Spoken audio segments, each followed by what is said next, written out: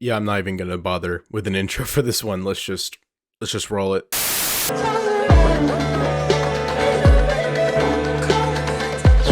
Quadeca spent 2023 releasing several mini EPs, which I assume are either leftovers from his excellent album from last year, or are just new experiments that he's trying out, which have been successful for the most part. I would say this is my favorite song from these EPs. It's just another really haunting and depressive art pop track with some hip hop influences that stacks up with some of the best stuff from that last album. More fire stuff from Quadeca, and also the music video for this one is fire too. It's like a psychedelic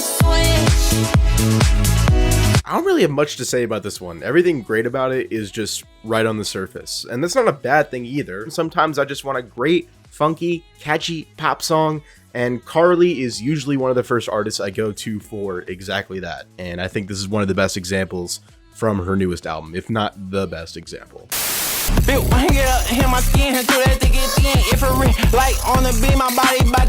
Is this what speed feels like? Is this what taking speed feels like? I want more speed then. To reference a more than dead meme, this shit makes me want to hit the yoinky splunky. Seriously though, Kanye is such an insanely versatile hip hop producer. To produce something as left field and unhinged and insane as this, and also produce some of the smoothest moments from that new Group Therapy album from this year, he's definitely a producer to watch. And of course, Z Loopers, as usual, is able to match his absolutely insane, crazy, eclectic energy on this one.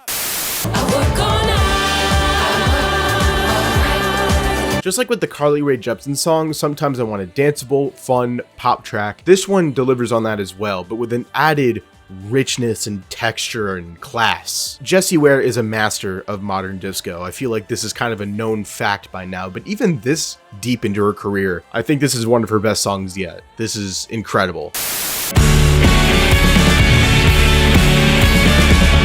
Now this was my sleeper indie rock song of the year. I believe Swim School is the most obscure artist on this list, correct me if I'm wrong, but they definitely should be a much more recognizable name. They already have a powerful grasp on simple, effective indie rock songwriting with an added grip on dynamic contrasts that many of their contemporaries just do not have. Great instrumental buildup and release, sweet vocals, killer chorus. There's not much not to love here. This is probably my pick for the most overlooked song of the year.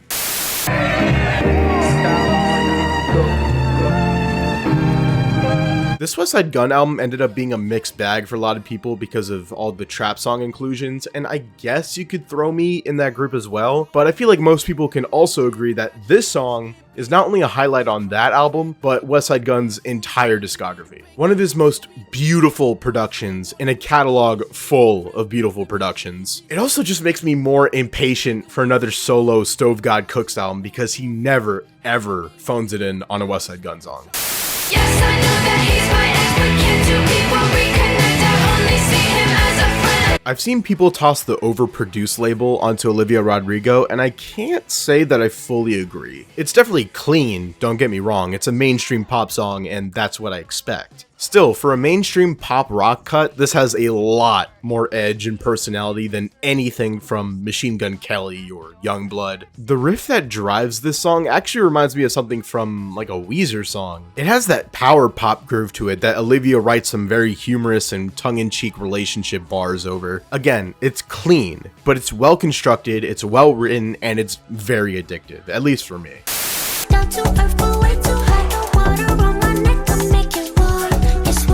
This one is just pure bliss. I got introduced to Amaarae through her appearance on the Ktermine album from this year, and her performance on that album intrigued me enough to check out her newest album, Fountain Baby, which came out not too long after Ktermine. This was my favorite song from that album. Just a super sensual, bouncy, astrology-related Afrobeats jam with some gorgeous backing harps on it. Also, there's some hilarious lines on it. I love these lines. There's no way you're Virgo, cute but far from loyal, gotta be a Leo, you so fucking spoiled. It's funny cause she's right, but also leave us Leos out of it. What do you say fuck me for?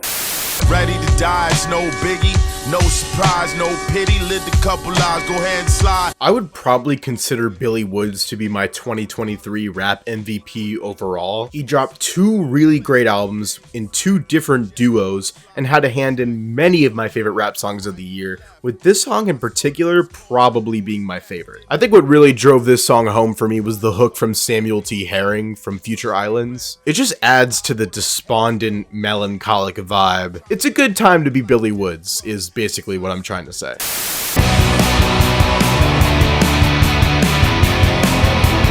Talk about a surprising return for Foo Fighters, especially after the loss of their longtime drummer, Taylor Hawkins. And from the new album itself, and especially this song here, it's clear they poured all their grief, all of their negative, outstanding emotion into their work.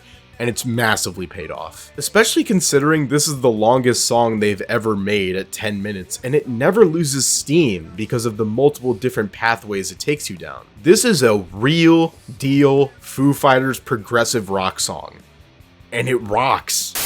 Can we bring the love back? I know that you've been waiting so long. In a vast contrast to the last song, this song finds power in stripped back R&B simplicity. Just an incredibly lovely ode to friendship and family and connection. Jordan Ward is an R&B artist to look out for in the coming years because he's writing really simple, really nice, charming R&B jams that just warm the soul. This song feels like a hug from your best friend that you desperately needed after a long day before you spend the night hanging out with them. And trust me, that was a feeling and a sensation that was desperately needed for me this year. But sometimes, I also just need to cry my eyes out. So here comes Mitski to fulfill that role, as per usual. The instrumental walk-up on the chorus is really the icing on top of the usual Mitski Heartbreak Sunday. Whenever Mitski's instrumentals perfectly complement her writing, she comes out with something extremely memorable. And that goes for this whole album as well. MGMT's fucking back, baby! Woo!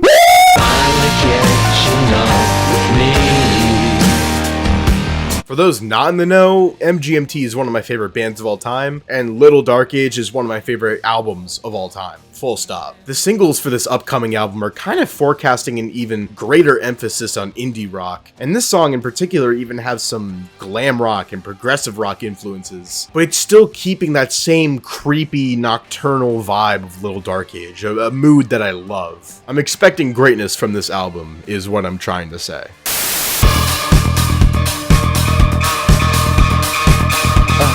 Speaking of some creepy shit, here's some real creepy shit that you can still kind of bust a little jig to. Weirdly sensual too, with the vocals and all, but that's kind of what makes this band pop out especially. Some crazy industrial walls of noise mixed with this sort of LCD sound system dance punk is really inspired, and it kind of continues the streak over the past few years of groovy, danceable, and accessible post-punky jams. Well, this one isn't that accessible, but the next one is.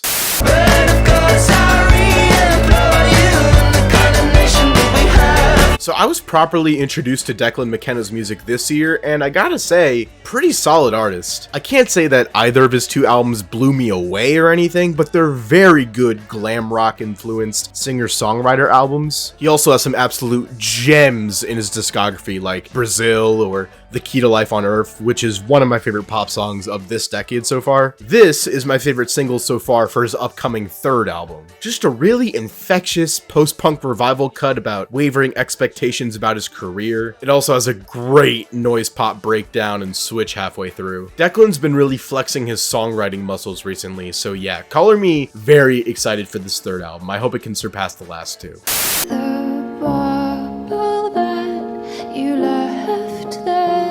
With the departure of frontman Isaac Wood from Black Country New Road last year, it's safe to say that many of us were skeptical about where the band was going to go from here. I think this song, and the live album in general, definitely tempered our fears and let us know, hey, we still got it, we're gonna keep breaking your heart. I don't know if they're gonna keep switching off vocalists, but if I had to nominate one of the band members to be the new lead singer, it would definitely be May Kershaw. She has such a vulnerability and softness to her that can tear your soul apart, while still piecing it back together at the same time. Speaking of which...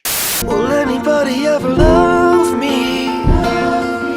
Sufjan Stevens is back and he's making me sad. Still, unlike the complete dejected sadness of something like Carrie and Lowell, I can sense an underlying hopefulness here that makes the sadness even more potent. Sufjan cries out, "Will anybody ever love me?" And when that choir joins in singing that exact same line, it's a musical recognition that these feelings are widespread, gone through by many, and it's okay to feel these feelings of isolation and loneliness. For a song that's so sad, it's also remarkably comforting and warm.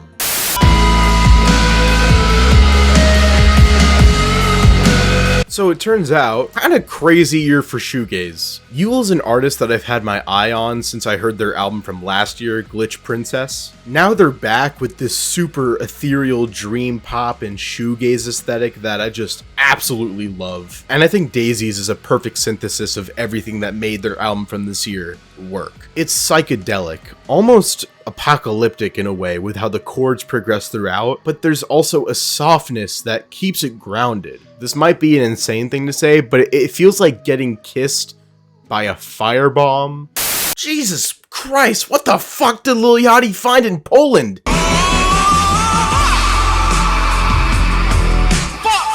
Tiny Cruise kicked off 2023 with a psychedelic rock album, which, to me, is an ingenious union of typical psychedelic rock sensibilities with Lil Yachty's established, eccentric, boyish vocals. I know most people fell in love with Drive Me Crazy, and me too, I love that song. But personally, I kept coming back to the explosiveness and stunning climaxes of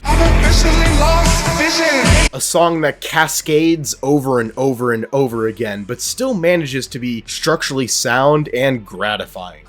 Look in my eyes, tell me your tale, do you see the road? I'm out to my soul, and tell me the size whenever the smoke clear out of my face. I saw a lot of mixed opinions on Utopia when it came out. I personally really like it, but I can also recognize that it is messy in a few areas, namely length and a few production choices. Still, My Eyes is a prime example of what Travis can accomplish when he's working at his highest ability. A beautiful Frank Ocean-esque first half with a Japanese house sample of all things, which was a pleasant surprise. It's lush, it's calming, it's quaint, but it ever so slowly transforms into a whole different beast in the second half, where Travis gives one of his best rapping performances ever. I've always thought Travis's production and songwriting can compensate for his sometimes lackluster ability as a writer and lyricist, but this is one of the rare times post-rodeo where everything is working to his favor, resulting in my opinion, one of his best songs ever.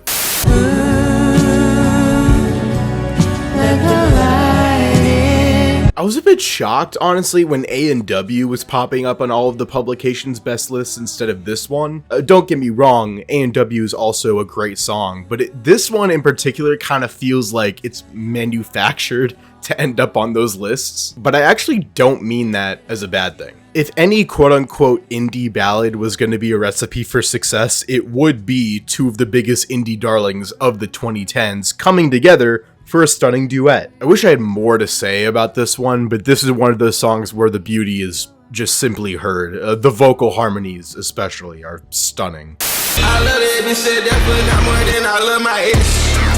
It's an ex and I'm my ex.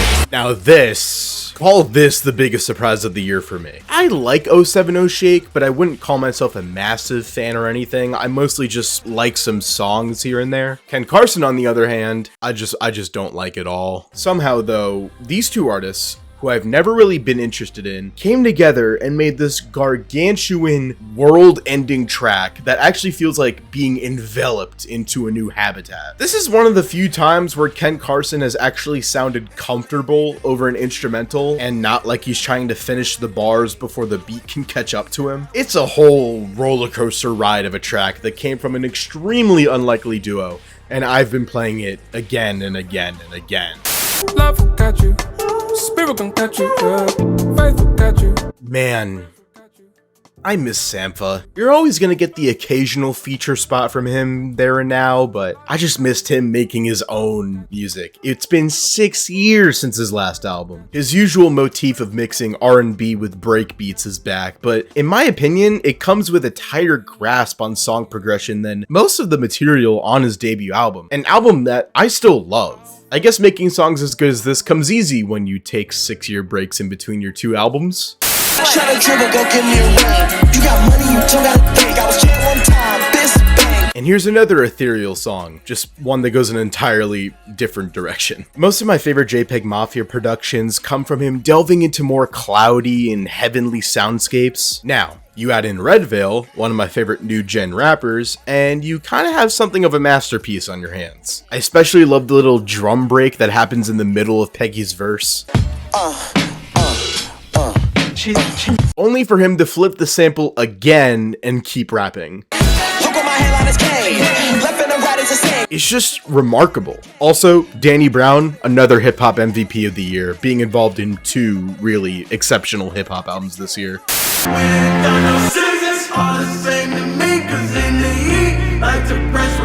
I'd heard whispers about the existence of this song long before it came out, and it was a song that I was very much looking forward to. Gene Dawson is maybe the most promising alternative hip-hop artist out there right now, and it feels wrong even calling him hip-hop, just because of how many different directions and genre blends he partakes in. Part hip-hop, alternative rock, indie pop, even some grunge here and there. And since SZA is also no stranger to genre blending, I was really intrigued to see what they would concoct on a song together. It turns out to be a fairly stripped back folk ballad that still has an incredible amount of lush detail in the production and the mix, and with insane chemistry. One of the best hooks of the year, and for my money, one of the most cathartic collaborations in the past couple of years.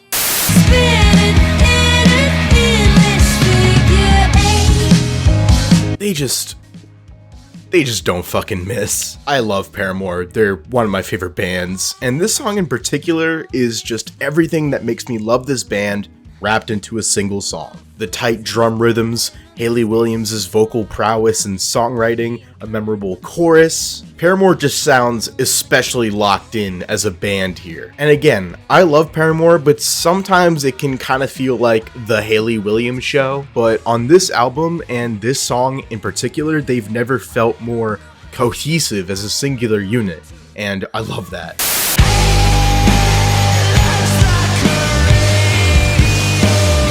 Speaking of bands that are incredibly tight-knit, here's the funniest band name to ever grace the planet. Just an amazing, heavy, psychedelic rock rager. Multiple breakdowns, tempo shifts, and fun little production quirks like the filtered vocal ad-libs and little keyboard embellishments. They sound like they're having an absolute blast recording this, and it's such an impactful way to kick off a pretty non-stop album. And speaking of great album intros,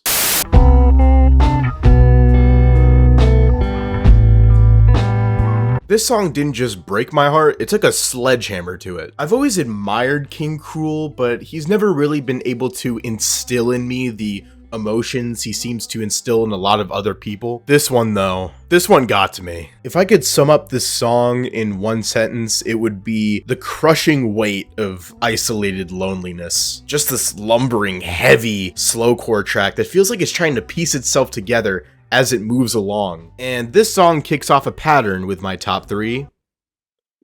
Pain.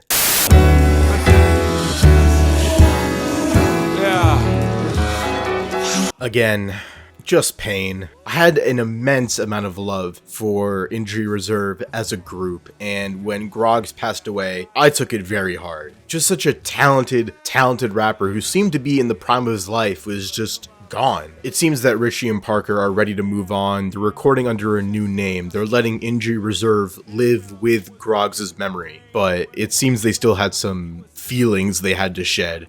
So here's Double Trio. And I think honestly, production-wise, this might be Parker Corey's masterwork. Progressive, glitchy, jazzy, even some breakbeat influence in here. I haven't found Richie with a T rapping this enthusiastically since the Injury Reserve self-titled, but I don't even know if enthused is the right word. It's powerful, but he's not happy. Why would he be? He lost a friend. If by the time I get to Phoenix felt like a musical ode to Groggs, this feels like a final goodbye. Injury Reserve is dead. Long live Bystorm.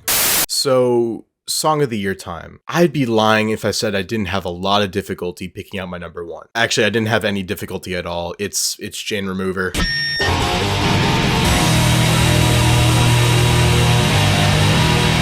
Again, pretty crazy year for shoegaze, and I know this is my number one. I know I should have a lot to say about this one, but the first time I heard this song, I felt it so viscerally that I knew it had to be my number one. First off, I think Jane has improved as a vocalist immensely since her first album. I think the best way I can describe this song is raw, and not in a way to say that it's unfinished. This sounds like a finished product, but it's the result of raw emotion, raw songwriting, raw guitar production. The several climaxes on the song never feel like they're going too far in the sonic direction. It all sounds firmly grounded in Jane's emotional songwriting. It's emotional, it's honest, it's pounding, it's heavy, it's sad, it's simultaneously somehow kind of uplifting too. So yeah, Jane Remover's my number one. But I'm curious, what's your list? Is it similar to mine at all? Do you have any differences? I would love to see what your picks are in the comments below. And stay tuned in, because my top 10 albums of the year video will be coming out, I mean, hopefully pretty soon,